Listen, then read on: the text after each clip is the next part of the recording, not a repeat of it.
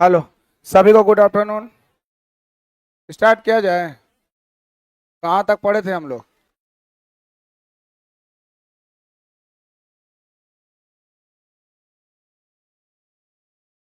तो जरूरत नहीं। 81 तक ना?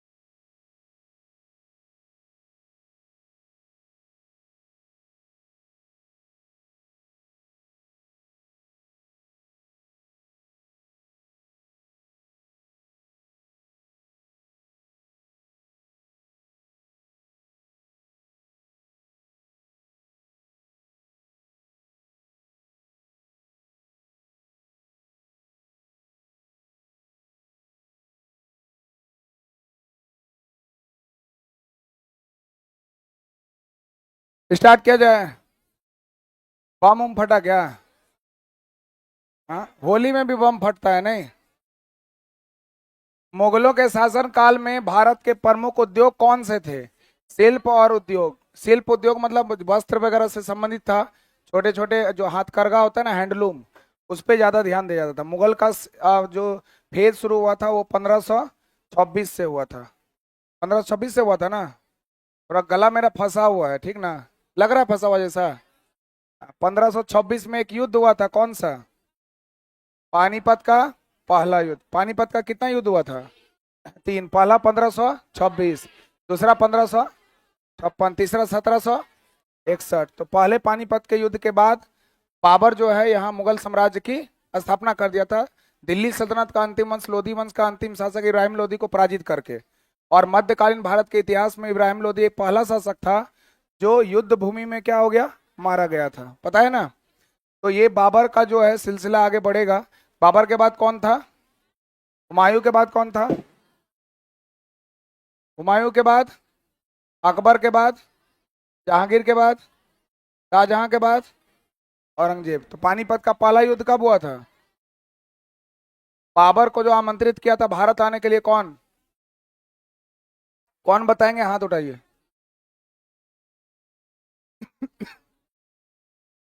आंसर नहीं बताना है, हाथ उठाना है। आंसर नहीं बताना है। आवाज नहीं आ रहा है? आवाज थोड़ा ज्यादा कर दीजिए। उधर के कारण क्या? डीजे उजे चल रहा है क्या?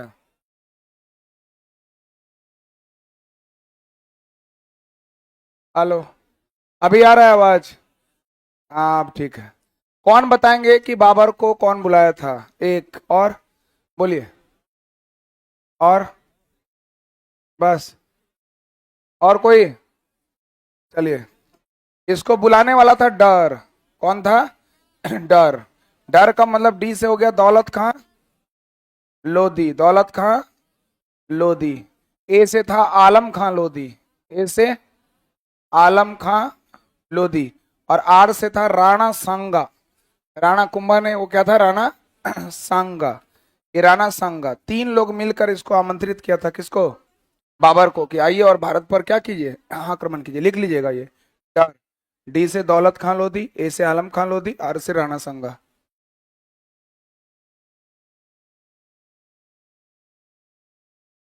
बाबर को आमंत्रित किया था डर, दौलत खां लोधी, आलम खां लोधी और राणा सांगा।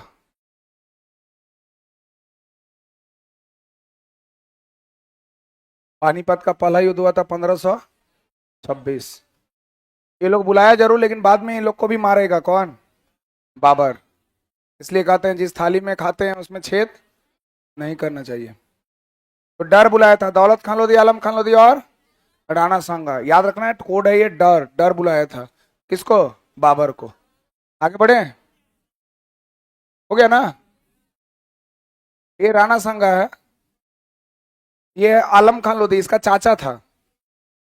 इसका चाचा था आलम खान लोधी। ये सबको कन्विंस किया अपने दोस्तों को और इसको बुलाया कि आके दिल्ली सल्तनत का अंतिम वंश का जो शासक है इब्राहिम लोधी को पराजित करे, मारे। और उसको पता था कि वो मारेगा और भारत से फिर चला जाएगा, लेकिन बाबर गया नहीं। बोला इतना सुंदर भारत है, इसको छोड़ के कैसे जाएंगे। रुक गया यहीं पर। फिर सबको पारी पारी से देख लिया। कौन? बाबर। हटा दें। अगला प्रश्न है आपका 83। पुर्तगालियों का व्यापार सबसे पहले कहां से शुरू हुआ था? कालीकट से 15वीं शताब्दी में। 15वीं शताब्दी का मतलब हो गया 1400 से 1499, या ऐसा बोलिए 1400 से लगभग 1500 ईस्वी तक के काल को हम लोग 15वीं शताब्दी के नाम से जानते हैं। और वास्को डी गामा खुद आया था 1498 में। प्रमुख बंदरगाहों में से एक हुआ करता था कालीकट, कोझिकोड भी कहते थे, जो केरल में स्थित है, जहां के शासक थे जमोरीन। वास्को डी गामा भारत कुल 3 बार आया था। कितनी बार? 3 बार आया था। हटा दें। अगला है क्वेश्चन आपका कैलिको अधिनियम, इंपोर्टेंट है। कैलिको अधिनियम कब और किसने बनाया था? 1720 में इंग्लैंड के द्वारा बनाया गया था। अब सवाल उठता है कि कैलिको अधिनियम था क्या? तो लिखिए कैलिको अधिनियम, लिख के दे दीजिए कैलिको अधिनियम।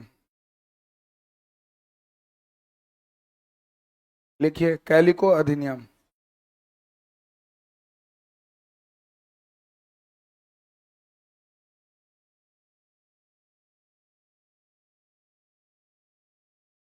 ऑनलाइन वाले लोग भी मैसेज कर सकते हैं, हम आप लोगों का मैसेज देख रहे हैं, क्योंकि छूट जाता है आप लोगों का मैसेज, बहुत सारा कंफ्यूजन रहता है। लिखा है? लिखिए कैलिको अधिनियम क्या था। लिखिए यह ब्रिटिश संसद के द्वारा,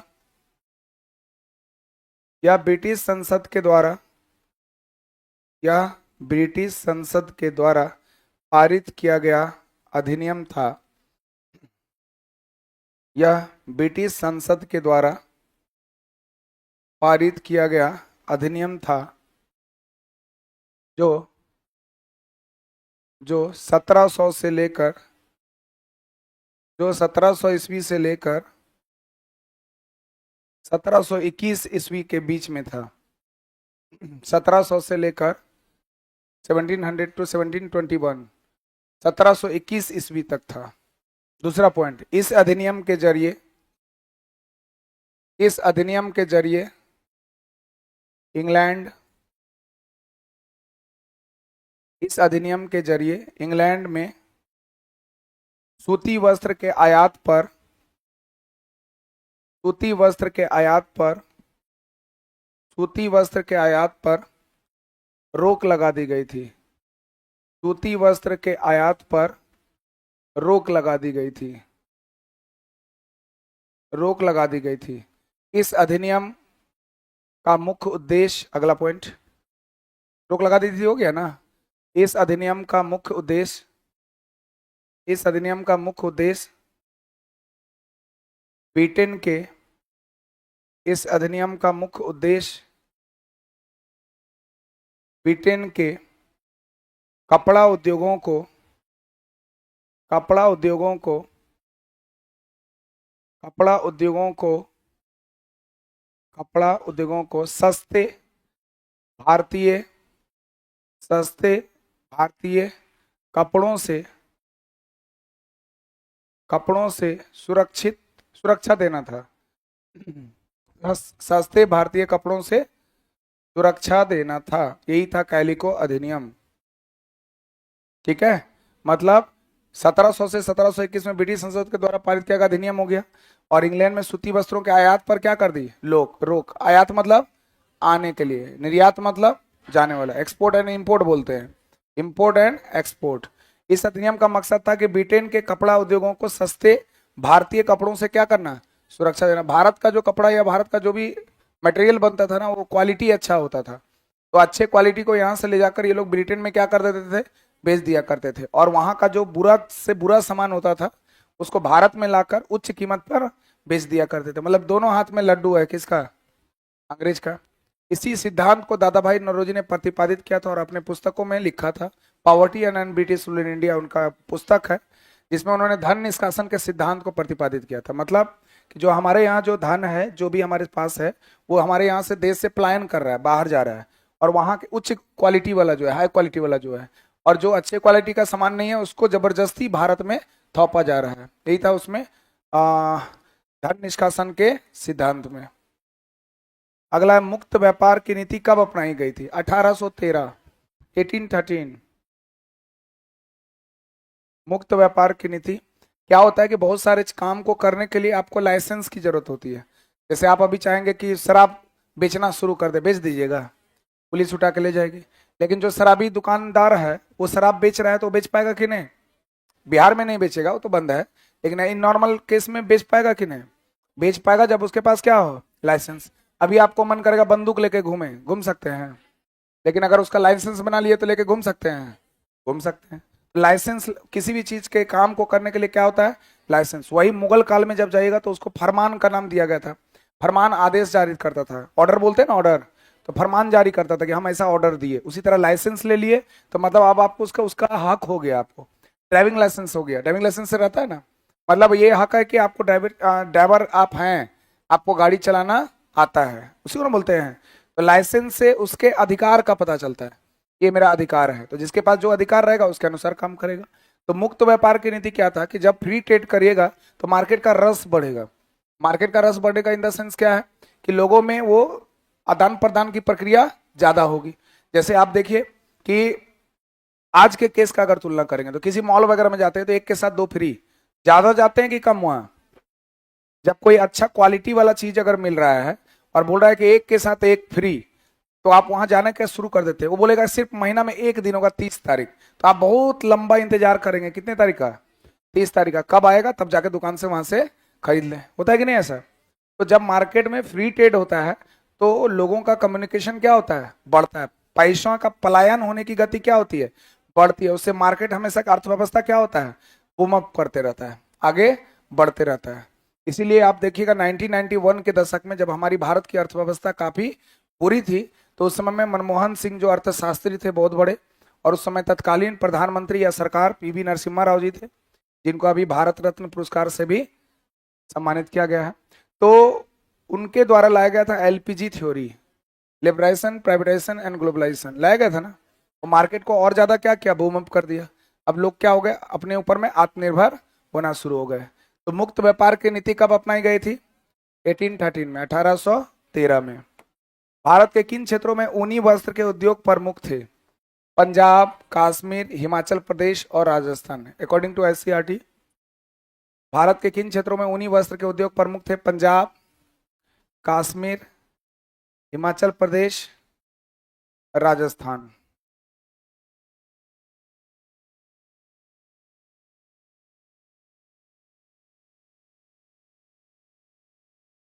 लिख लिए? आप तीनों बताइएगा तो, तीनों गर्ल्स। भारत का सबसे उत्तर का राज्य कौन है? लद्दाख। आप तीनों बताइए, जिनसे पूछेंगे वही बताएगा। भारत का सबसे उत्तर का राज्य कौन है? जम्मू कश्मीर। आप बताइए, मुझे बताइए आपने। आप लोग इधर बताइए, भारत का सबसे उत्तर का राज्य, नॉर्दर्न स्टेट ऑफ इंडिया कौन? उत्तराखंड। उत्तराखंड कौन बोले? उत्तराखंड कोई बोले? कोई तो बोले थे उत्तराखंड। उत्तराखंड कौन बोले थे ये बताइए ना। आप ही लोग में से आप बोले थे? बाप रे बाप, खतरनाक। भारत का सबसे उत्तर का राज्य हिमाचल प्रदेश। सिर्फ नाम का बीपीएससी तैयारी मत करिए। बीपीएससी जैसे ही उतरते हैं तैयारी करने, मतलब डेडिकेशन आपके पास होना चाहिए, और वो आप लोगों के पास कम है। इसको बोलते हैं ड्रीम। क्या बोलते हैं? डी फॉर बीपीएससी निकालने के लिए यही है आपका तरीका, डी फॉर डेडिकेशन। किसी भी सब्जेक्ट के प्रति, किसी भी चीज को जानने के प्रति आपका डेडिकेशन होना चाहिए, है ना? आप उसमें लग जाने का। आर फोर क्या होता है? आर फोर रिएक्शन बोल सकते हैं आप। आर फोर और भी बहुत सारे चीज जो आपको लगे वो बोल सकते हैं। रिसर्च जो भी बोल सकते हैं, रिएक्शन, रीड जो भी बोल सकते हैं। ई फोर हो गया एजुकेशन, एजुकेशन मतलब जो पढ़ते हैं। ए फोर हो गया एटीट्यूड, एटीट्यूड का मतलब होता है जब आपके साथ पढ़ाई होता है ना तो आपका एक पॉजिटिव एटीट्यूड आता है।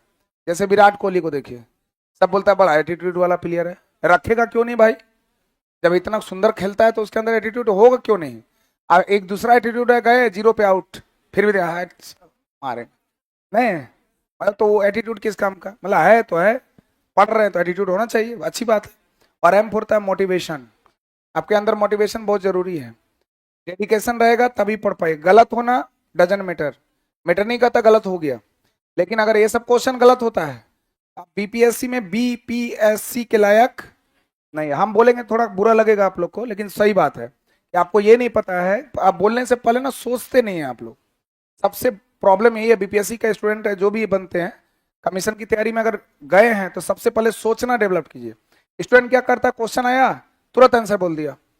रेलवे का तैयारी थोड़े है कि बोल दिया रेलवे कब चला तो बोल दिया किसके समय में चला, डलहौजी के समय में चल दिया। ऐसा नहीं है, आपको पहले सोचना पड़ेगा, आता है तभी सोचना है क्या पूछ रहा है, उसके बाद आंसर देना है। मैच्योरिटी आपके अंदर होना चाहिए, ठीक है। बोलते ही नहीं है। अब आपको बोले भारत का सबसे उत्तर का राज्य, तो राज्य हम बोले केंद्र शासित प्रदेश तो नहीं बोले, राज्य है हिमाचल प्रदेश। पहले था जम्मू कश्मीर, वो बदल गया, ये हो गया लद्दाख, और इधर का पार्ट्स हो गया कौन, जम्मू कश्मीर। उत्तर का राज्य अगर बोलेगा, केंद्र शासित प्रदेश बोलेगा, तब भी जम्मू कश्मीर नहीं होगा, तब भी जम्मू कश्मीर नहीं होगा। केंद्र शासित प्रदेश पूछेगा तो लद्दाख, राज्य पूछेगा तो हिमाचल प्रदेश। पंजाब कहाँ है दिख रहा है, कश्मीर दिख रहा है, हिमाचल प्रदेश दिख रहा है, राजस्थान दिख रहा है, लेकिन हमको डाउट है कितने लोगों को दिख रहा है, हाथ उठाइए। अच्छा जल्दी से बता दीजिए फटाफट, एकदम एक दो मिनट के अंदर। भारत का सबसे उत्तर का राज्य कौन है, हिमाचल प्रदेश के बगल में, हिमाचल प्रदेश है ना पहला, उसके बगल में उत्तराखंड के बगल में कौन, उत्तर प्रदेश के बगल में, बिहार के नीचे, झारखंड के बगल में, पश्चिम बंगाल के ऊपर, सिक्किम के नीचे, पश्चिम बंगाल के नीचे, उड़ीसा के नीचे, आंध्र प्रदेश से अलग हुआ, तेलंगाना आंध्र प्रदेश के नीचे, तमिलनाडु के अपोजिट कौन, कौन, केरल के ऊपर, कर्नाटक के बगल में, गोवा के बगल में, महाराष्ट्र के बगल में, गुजरात के बगल में, राजस्थान के बगल में, पंजाब हरियाणा, पंजाब मध्य में, मध्य प्रदेश मध्य में, उससे अलग हुआ छत्तीसगढ़, ये था सिक्किम के नीचे पश्चिम बंगाल, आगे असम, फिर आगे अरुणाचल प्रदेश, फिर बगल में नागालैंड, नागालैंड में मणिपुर, मणिपुर के बगल में कौन, मिजोरम के बगल में, और त्रिपुरा के ऊपर। अभी पूछेंगे एक एक करके। भारत में व्यापार करने वाली पहली यूरोपीय कंपनी कौन सी थी, पुर्तगाली कंपनी। 1498 वास्को डी गामा के द्वारा जब आए तो उसमें संलग्न हो गई। भारत में व्यापार व्यापार करने का जो कारण था वो मसाला और सोरा, जो मसाला जो था, मसालों की प्राप्ति, लिख लीजिएगा। व्यापार जो करता था वो मसालों की प्राप्ति हेतु, जो आता था लेने के लिए वो, और साथ में सोरा, सोरा था डचों का प्रमुख। यहाँ यूरोपीय कंपनी पूछ दिया ना, यूरोपीय कंपनी में सिर्फ पुर्तगाली थोड़े आएगा, है ना, पूरी में अंडे फंसे बताए थे। पुर्तगाली भी आएगा, डच भी आएगा, अंग्रेज भी आएगा, डेनिश भी आएगा, फ्रांसीसी भी आएगा, स्वीडिश भी आएगा, सब आएगा। तो इन लोगों का प्रमुख था मसालों का यहाँ से ले जाना, क्योंकि मसाला लंबे समय तक चीजों को क्या करता है, सर्वाइव करता है। अगर आपका मृत्यु हो जाए और उसमें मसाला एकदम पूरा अच्छे से लपेट के रख दिया जाए तो काफी लंबे समय तक आपके लाश को रिजर्व करके रखा जा सकता है। पहले ऐसे ही बनता था, मम्मी मम्मी याद है, मिस्र उस्र वगैरह होता था ना, तो उसमें जैसे ही कोई डेथ होता था उसको लंबे समय तक जीना, मसाला भर के उसको रख देता था, फिर एक महीना बाद निकालिए वैसे ही आपको शरीर दिख जाएगा। आज के डेट में होता है बर्फ, आइस। चलिए, मसालों का बगीचा कौन, सबसे ज्यादा मसालों का उत्पादन कहाँ। पहला सूती वस्त्र कारखाना कब और कहाँ खुला था, 1854 में बंबई में कावस जी नाना भाई डावर जी ने किया था। ये इंपोर्टेंट क्वेश्चन है, ज्योग्राफी में भी आता है, इकोनॉमिक्स में भी आ सकता है, लेकिन आपका ये हिस्ट्री में है। पहला सूती वस्त्र कारखाना कब और कहाँ खुला था, 1854 में खुला था, बंबई में खुला था, बंबई। हाँ, उससे पहले भी हुआ था एक, वो असफल हो गया था। 1854 ईस्वी में बंबई में कावस जी नाना भाई डावर जी ने सूती वस्त्र कारखाना को खोला था। सूती वस्त्र, पहला सूती वस्त्र कारखाना कब और कहाँ खुला, 1854 में ईस्वी में बंबई में। बंबई सूती वस्त्रों की राजधानी किसको बोलते हैं, बंबई। अगर आपसे पूछेगा, अभी तो मुंबई है वो, वही बंबई मुंबई बन गया। सूती वस्त्रों की राजधानी, सूती वस्त्रों की राजधानी किसको कहा जाता है, मुंबई को। जैसे भारत का मैनचेस्टर अहमदाबाद, उत्तर भारत का मैनचेस्टर कानपुर, दक्षिण भारत का मैनचेस्टर कोयम्बटूर। कोयम्बटूर किस राज्य में है? तमिलनाडु। तो सूती वस्त्रों की राजधानी कौन? मुंबई। सूती वस्त्रों की राजधानी मुंबई। भारत में पहली जूट मिल की स्थापना कब और कहां की गई थी? 1855 में बंगाल रिसरा में। भारत में पहली जूट मिल की स्थापना 1855 ईस्वी में बंगाल के रिसरा नामक स्थान में हुआ था। बंगाल के रिसरा नामक स्थान पे हुआ था। बंगाल के रिसरा नामक स्थान में हुआ था। हो गया? बंगाल के रिसरा 1855, 1855। बंगाल के कौन सा जगह पर? रिसरा नामक स्थान पर हुआ था। Tata iron and steel company TISCO की स्थापना कब हुई थी? 1907। TISCO, Tata iron steel company TISCO. Bharat का सबसे पहला, लिख लेना है, अच्छा लिखा देते, पहले इसको लिखिए। 1907। इससे पहले कुल्टी भी बना था वेस्ट बंगाल का, अनसक्सेस था वो। Tata iron and steel company, TISCO का फुल फॉर्म भी आपसे पूछ सकता है, TISCO, TISCO. Tata iron and steel company TISCO Jamshedpur में है। हो गया? 1907 जमशेद जी टाटा के द्वारा टाटा आयरन स्टील कंपनी की स्थापना हो गई 1907 में। फिर लिखिएगा, भारत का सबसे पहला सफल लौह इस्पात कारखाना, यही है। भारत का सबसे पहला सफल लौह इस्पात कारखाना, भारत का सबसे पहला सफल लौह इस्पात कारखाना, भारत का सबसे पहला सफल लौह इस्पात कारखाना कौन? टिस्को। भारत का सबसे पहले सफल लौह इस्पात कारखाना रहेगा तो टिस्को। जब आया था आपका पंचवर्षीय योजना, पढ़े थे 1951 से 56, ये पहला पंचवर्षीय योजना था जिसपे एग्रीकल्चर पे ध्यान दिया गया, कृषि पर। लेकिन इसके बाद हुआ 1956 से 61 ना, ये था सेकेंड 5 ईयर प्लान, जो सेकेंडरी सेक्टर पे ध्यान देगा, मतलब किस पर? इंडस्ट्री पर ध्यान देगा। और इसी के द्वारा राउरकेला, भिलाई और दुर्गापुर जैसे लौह इस्पात संयंत्र की स्थापना कर दी गई। राउरकेला, दुर्गापुर एंड भिलाई, इसके सहयोग से अलग अलग पार्ट में देता है वो। अभी हम लोग के पास है वो टॉपिक, ये अगला इसी से संबंधित है। ये कौन कौन सा प्रमुख इस्पात कारखाना है उसके बारे में चर्चा, क्योंकि अभी हम लिखे हैं जमशेदपुर इस्पात कारखाना झारखंड, ये हो गया। इसके बाद लिखिए भिलाई इस्पात कारखाना छत्तीसगढ़, लिखिए भिलाई, भिलाई इस्पात कारखाना। पीछे वाले लोग को दिख नहीं रहा होगा, लेकिन बोल रहे हैं, लिख सकते हैं आप लोग, भिलाई, भिलाई इस्पात कारखाना, भिलाई, भिलाई इस्पात कारखाना छत्तीसगढ़। दुर्गापुर इस्पात कारखाना पश्चिम बंगाल, दुर्गापुर इस्पात कारखाना पश्चिम बंगाल, वेस्ट बंगाल। दुर्गापुर, दुर्गापुर कहां पर है? दुर्गापुर पश्चिम बंगाल। राउरकेला इस्पात कारखाना उड़ीसा, राउरकेला इस्पात कारखाना उड़ीसा। बोकारो इस्पात कारखाना, बोकारो स्टील प्लांट है झारखंड, बोकारो स्टील प्लांट झारखंड, छूटने न रहा है। Bokaro steel plant Jharkhand. इसको, इसको आयरन स्टील कंपनी है पश्चिम बंगाल, इसको, हाँ इसको,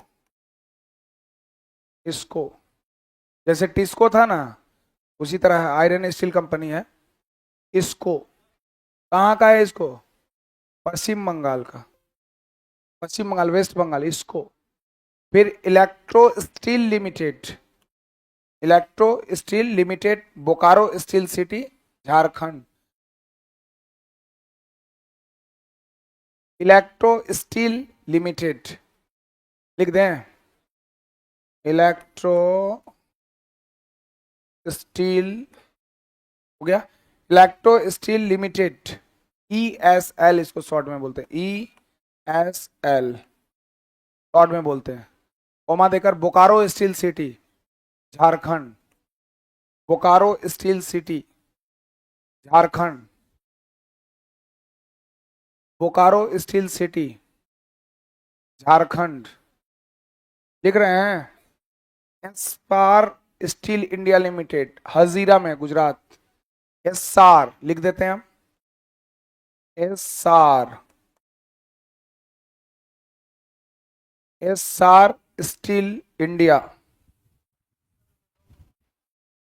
ये गुजरात में है, हजीरा। इसमें वो स्टील भी है, Essar steel India limited, Hazira.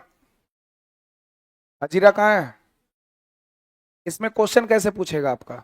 हालांकि ये ज्योग्राफी में ज्यादा देखने को मिलता है। क्वेश्चन देगा मैच द फॉलोइंग, एक तरफ दे देगा इसका नाम और दूसरा तरफ दे देगा state.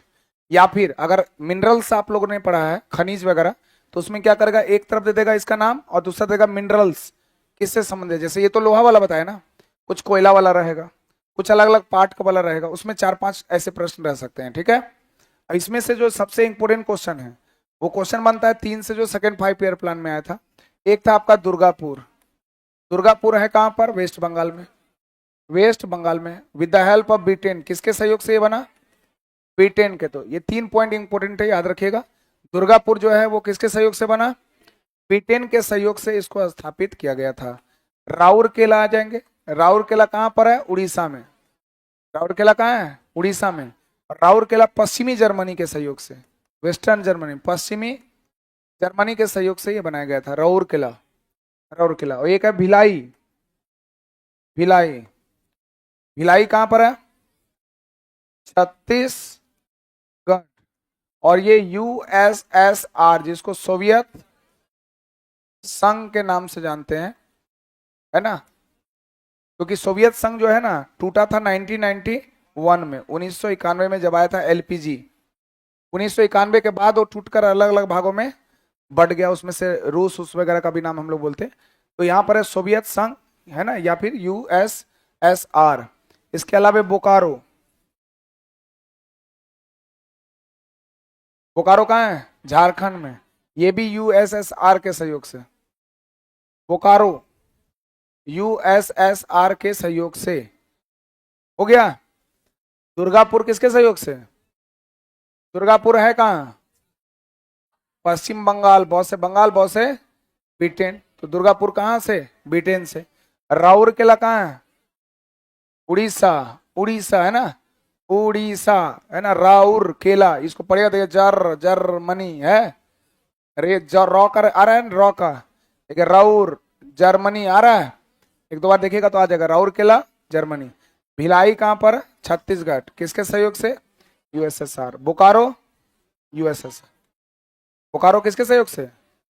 USSR. Federation of India chambers of commerce and industry, FICCI, की स्थापना कब हुई थी? 1927 में। फिक्की आपसे फुल फॉर्म भी पूछ सकता है, federation of Indian chambers of commerce and industry, FICCI, FICCI, FICCI, FICCI, ठीक है। तो फिक्की की स्थापना कब हुआ था? साइमन कमीशन कब बना था? साइमन कमीशन भारत कब आया था? 1928। भारत में सूती कपड़ा का मुख्य केंद्र कहाँ था? सूती वस्त्रों की राजधानी किसको बोलते हैं? बम्बई। मुंबई बंदरगाह किस राज्य में है?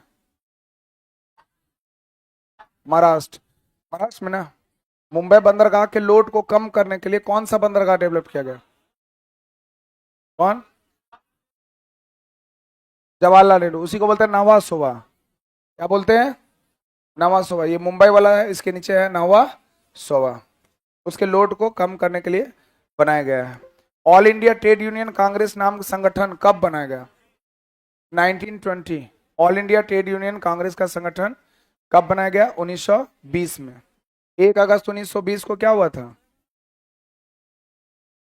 असहयोग आंदोलन की शुरुआत 1 अगस्त 1920 को। और उसके साथ साथ बाल गंगाधर तिलक की मृत्यु। एक तरफ असहयोग आंदोलन होता है, नॉन कॉर्पोरेशन मूवमेंट, और एक तरफ मृत्यु हो जाता है किसका? अगला है 1857 की क्रांति के समय में किस स्थान पर सबसे पहले विद्रोह हुआ था? मेरठ, 10 मई 1857। 10 मई 1857। मेरठ से। 34 रेजिमेंट से संबंधित थे मंगल, लेकिन ये जो शुरुआत हुआ था वो 20 से हुआ था, है ना। अभी डिटेल्स कर देंगे उसको, कौन कौन सा जगह से कहां पर है कौन। तो 34 रेजिमेंट से संबंधित था कौन, मंगल पांडे। मांगो मारो फिरंगी को कौन बोला था, मंगल पांडे। जो पहले ये लोग बंदूक का प्रयोग करता था वो था ब्राउन बैस, लोहा का बना होता था, उसके जगह पे एनफील्ड राइफल लाया और उसमें चर्बी वाला कारतूस का प्रयोग किया जाने लगा, जो सुअर और गाय का चर्बी होता था। इससे लोग बहुत आहत हुए, उन लोगों को लगा कि हम लोगों का धर्म को भ्रष्ट करने का प्रयास किया जा रहा है। यहाँ से कुछ क्वेश्चन जो हैं वो आपके बनते हैं। जैसे पूछेगा यह भारत का पहला स्वतंत्रता संग्राम था, कौन बोला, बीडी सावरकर। यह राष्ट्रीय विद्रोह था, कौन बोला, डिजरायली। यह पूर्णतया सिपाही विद्रोह था, सर जॉन लॉरेंस और सीले। यह अंग्रेजों के विरुद्ध हिंदू और मुसलमानों का षड्यंत्र था, जेम्स आउटरम डब्ल्यू टेलर। बर्बरता और सभ्यता के बीच युद्ध था, होम्स। और यह धर्मांधों का ईसाइयों के विरुद्ध युद्ध था, एल रीज। यही था ना। अब इसको याद रख सकते हैं, जैसे यहाँ पर क्या है, धर्म, धर्म है ना। धर्म कौन सा, अंग्रेज लोग आए थे तो ईसाई, हिंदू मुस्लिम सिख ईसाई होता है ना।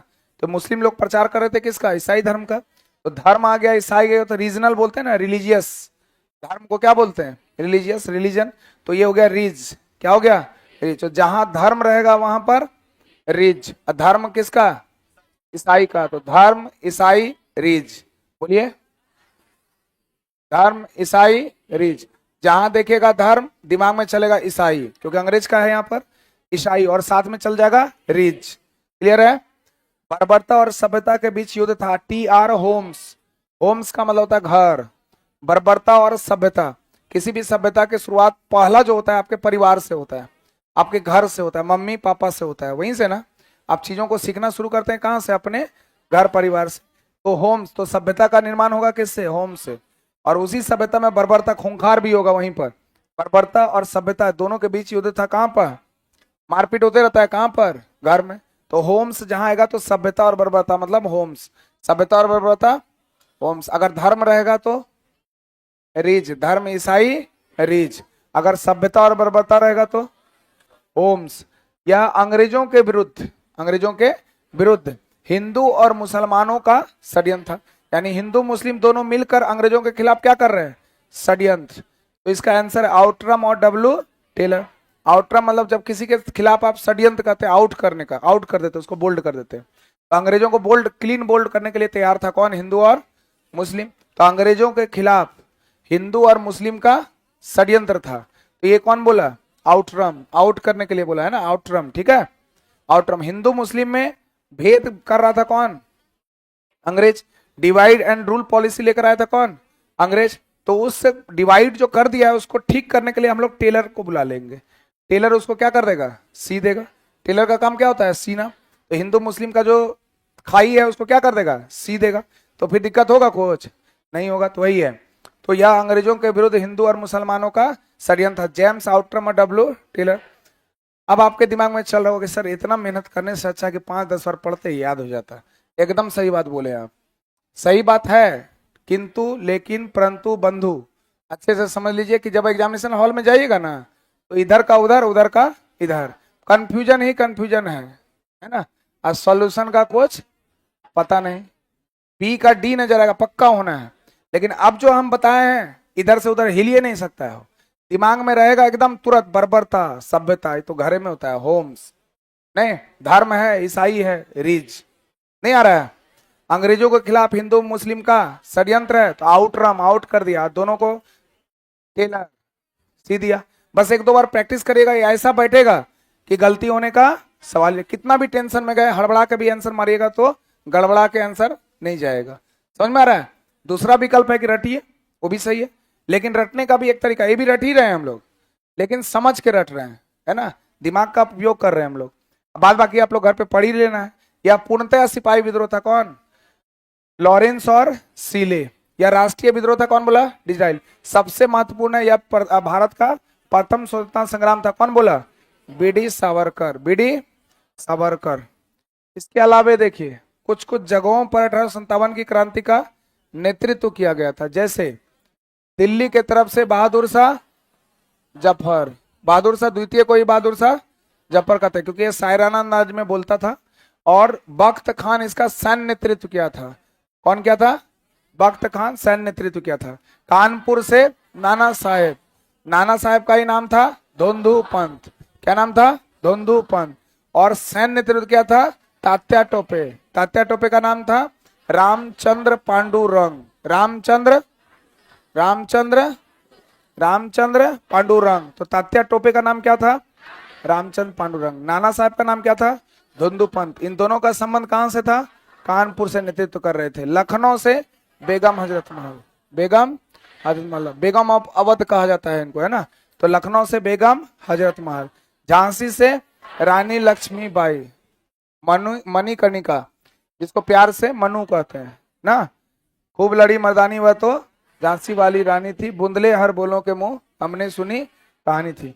नोट ये तो बता चुके हैं हम। चलिए आगे। याद हुआ? दिल्ली के तरफ से कौन? बहादुर शाह जफर। और सैन्य नेतृत्व कौन कौन? और पूछेगा धोंधू पंत किसका नाम था? धोंधू पंत कहां से? कानपुर से। हमारे जो जगदीशपुर आरा यानी बिहार की तरफ से प्रतिनिधित्व करने वाले वीर कुंवर सिंह जो थे, 80 साल के बुजुर्ग थे, और ये जाकर मिले थे कानपुर में किससे? नाना साहब से। 25,000 की इनाम की राशि घोषित कर दिया था अंग्रेज, जो भी पकड़ कर लाएगा 25,000 रुपया दिया जाएगा, लेकिन पकड़ नहीं पाया। हाथ में गोली लग गया, हाथ काट के फेंक दिया, फिर भी अभी अंग्रेज जीत नहीं पाया। और सबसे बड़ी बात है कि उनका उम्र था 80 साल।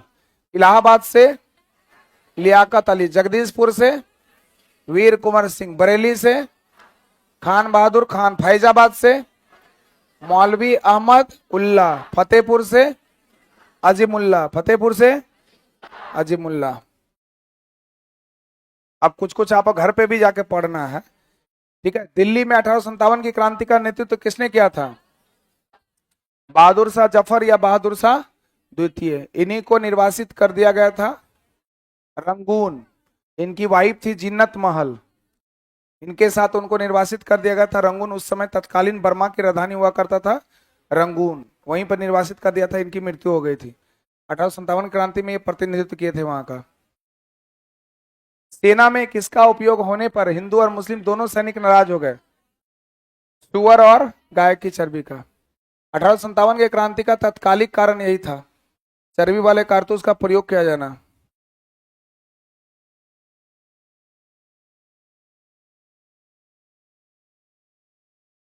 कुछ विद्यार्थी कमेंट कर रहे हैं कि यूट्यूब पर लाइव क्लास चलता है सर। हाँ, एकदम लाइव क्लास चलता है 12-15 से। चलिए, कानपुर विद्रोह का संचालन किसने किया? कौन किया? नाना साहेब। कानपुर से नाना साहेब। अगला है कुंवर सिंह की जमींदारी किसने छीन ली थी? अंग्रेजों ने छीन ली थी। वीर कुंवर सिंह। बिहार स्पेशल भी उसमें थोड़ा बहुत देखना है आप लोग को। माझा प्रवास एक पुस्तक है। माझा प्रवास पुस्तक के लेखक कौन है? Vishnu Bhatt goats. Vishnu Bhatt goats. Vishnu Bhatt goats. Vishnu Bhatt goats. हो गया। नाथूराम गोडसे को जानते हैं? मिले हैं? कौन थे वो? गांधी जी को मारे थे, और नाना आमटे भी ना। ठीक है। माझा प्रवास का कौन है? विष्णु भट्ट गोट्स। बेगम हजरत महल ने किस देश में शरण ली थी? नेपाल। नेपाल की राजधानी काठमांडू। नेपाल में एवरेस्ट को क्या बोलते हैं? माथा कम होता है इसलिए लिखा है सागर माथा ना। बेगम हजरत महल ने किस देश में शरण ली? मंगल पांडे किस छावनी के युवा सिपाही थे? बैरकपुर छावनी। यही बोले थे मारो फिरंगी को।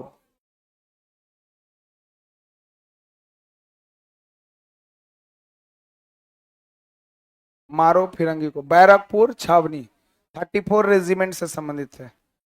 34 रेजिमेंट से ये संबंधित थे। विद्रोह के बाद भारत पर किस प्रकार की शासन स्थापित की गई थी?